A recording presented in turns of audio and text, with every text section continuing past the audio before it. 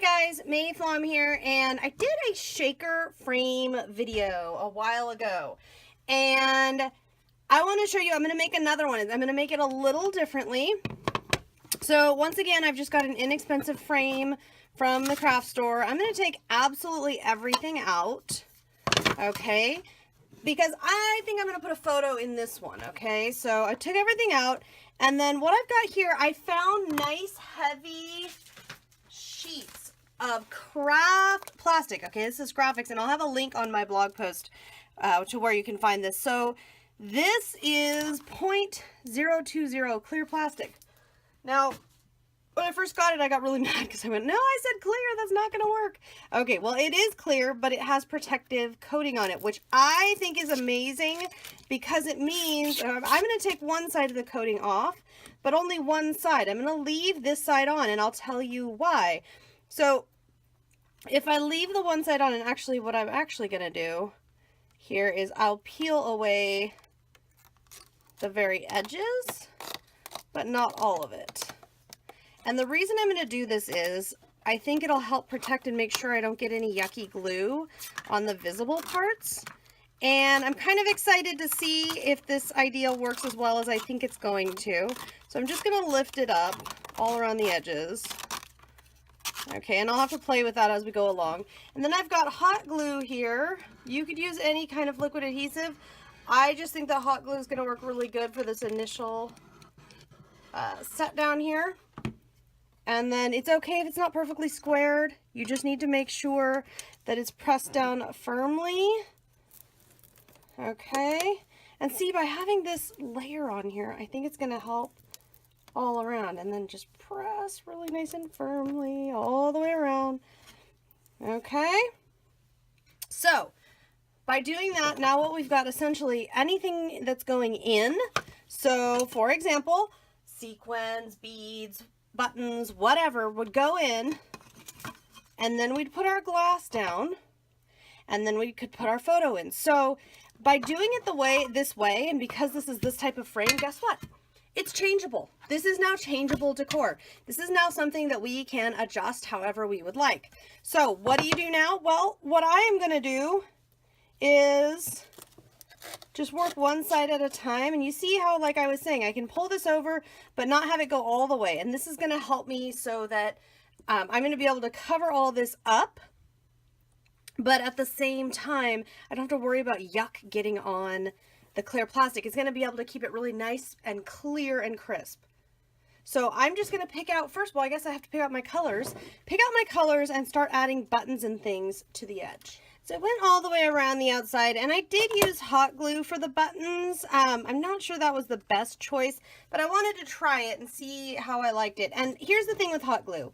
For bigger items like these bigger buttons, it works perfectly fine because it's really easy and all of that. But there's a couple problems. Number one, look, you can see every little spot that the hot glue comes out of, which is not attractive. And number two, it's not forgiving at all. Once it's on, it's on. So what I'm going to do now is go back through with my usual liquid adhesive, PPA, in matte finish, and I'm just opening it up because it's a little bit clogged. Remember, with this adhesive, it's really nice because if you ever get a clog, you can just pop the top off, unclog it super easily. Sometimes, like, for example, right now, if there's stuff up in the top, you just take your scissors in there, and usually it pops. See, there we go, pops right loose. So it never actually can clog. Even if it clogs, you can always undo it. And then what I'm going to do is one spot at a time.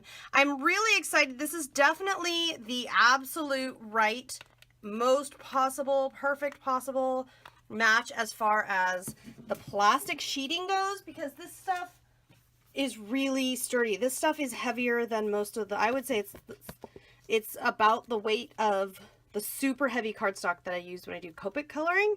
So it's really heavy and sturdy. I'm excited about that. And I think it's going to take the abuse really well.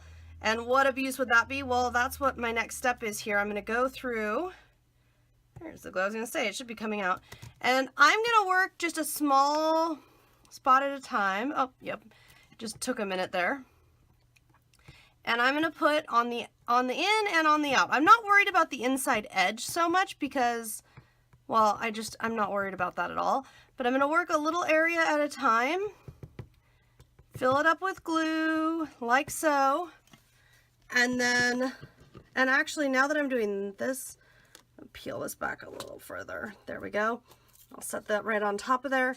And then I'll just take sequins, beads, pearls, whatever I've got, whatever I want to fill with, I'm just going to take and place. If you have craft tweezers, you could use that. If you don't want to, if you just want to do it by hand like I'm doing right now, you can do that. There's not a right or wrong here, guys. You're just gonna fill up all the little areas. We could even come in, and I probably will, with a few more really small buttons. You can see I've got my little Pirate 28 Lilac Lane kit there that I'm using. So you can come back in here and fill up, and you're just gonna keep doing this all the way around until you've got, and you can layer stuff on top if you want to keep it really clean and simple, you can do that. However much or little that you'd like to add here, just go right ahead and do it. Once everything is dry, and you really do need to let everything dry, I took the plastic covering off, and you can see it's super shiny. What I'm debating right now is I don't feel like I need to add the glass on here. I feel like I can just put this photo down, especially since the photo I'm using is such a super heavy cardstock. I don't really think that I necessarily need to worry about that. So I'm adding in some sequins. These are just some various 28 Lilac Lane sequin mixes. And let's see here. Here's some little more. I'll add some blue, red, white, and blue in there, some gold in there. How much you add is up to you. You could add a lot, you could add a little. I'm mostly going gold and white. I don't want a ton. And so again, you can put the glass back in here or not. I'm not sure that it matters in my case because that photo really firmly fits in there. And then I've got this. Let me just see if space-wise, if it matters. And what I mean by that is, when I go to tuck this in, yeah, you know what? It does matter. I do need the glass in there, and I'll tell you why. I need the glass in there because the glass, it takes up, you know, what is that, like 1/8 of an inch, 1/10 of an inch, whatever it is. The glass takes up a bit of space that we need it to take up. So in order for everything to fit in here just so. So, get all that in there. And of course now this doesn't want to play nice and go in. There we go. And then just seal it up like so. And turn it over. Now, if it's too much at this point, oh my gosh, I just love it, you guys. And actually, I like the glass in there for sure because look at how it just so freely rattles over the picture. So I can play around with if I want more, if I want less. I like it. I like that much in there because I think that that'll, for the most part, that'll look really nice. And if you don't like how it looks, you can always kind of like roll it around. It's kind of a fun thing. Okay, that's my frame, you guys. I love how it turned out. I hope you've liked this video. If you have any questions or requests, anything at all, feel free to leave me a comment. Remember, links and more description information, step-by-step of how I make this, and all of that can be found over on my blog. If you're watching this on YouTube, there's a link to my blog below in the description of this video. I hope you have a wonderful, wonderful creative day, and I hope you've enjoyed this new shaker frame.